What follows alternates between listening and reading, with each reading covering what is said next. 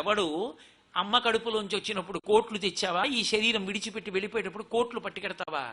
Alexander the world conqueror అనిపించుకున్నవాడు శరీరం విడిచిపెట్టే ముందు చెప్పుకున్నాడు, శవపేటికలోంచి 2 చేతులు ఇలా బయట పెట్టేసినవి పాతి పెట్టేసి బయట పైన బోర్డు పెట్టండి, Alexander the world conqueror who has conquered the entire world left this world without taking even a single naya paisa with him stretching his hands like this అని. ఇలా ఖాళీ చేతులతో వచ్చాడు, ఖాళీ చేతులతో వెళ్ళిపోయాడు. నువ్వు పట్టుకెళ్ళేది ఏదైనా ఉంటే నీళ్లతో తడిపిన, బట్టతో తుడిచిన, ఎప్పుడూ చెరిగిపోని గీతలు గీసిన శిల్పి ఉన్నాడే పరమేశ్వరుడు, ఆయన్ని జ్ఞాపకం పెట్టుకుని ఆయన చెప్పినట్టు బతికి ధర్మాన్ని పట్టుకున్నవాడున్నాడే, వాడు శాశ్వత కీర్తికనిస్తాడు. వాడు ఆ వంశంలో పుట్టిన కారణం చేత ఆ వంశం అంతా తరిస్తుంది.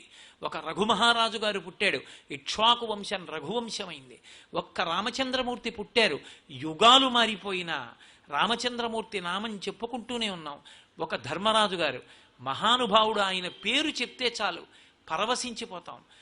ఎక్కడ ధర్మమో అక్కడ విజయము, ఎక్కడ ధర్మమో అక్కడ రక్షణ, ఎక్కడ ధర్మమునందు అనురక్తి లేదో, ఎక్కడ ధర్మము విడిచిపెట్టబడి కేవలము ధనమునకు మాత్రమే విశేష ప్రాధాన్యత ఇవ్వబడుతుందో అక్కడ కేవలము పతనము తప్ప ఉన్నతి అన్న మాట అన్వయము కాదు. పైగా అటువంటి ద్రవ్యాన్ని తెచ్చి ఇంట్లో పెట్టడం విశేషమైనటువంటి అగ్నిహోత్రాన్ని తెచ్చి పెట్టుకోవడమే. దానివల్ల తనని నమ్ముకున్న వాళ్ళు అందరూ పాడైపోతారు.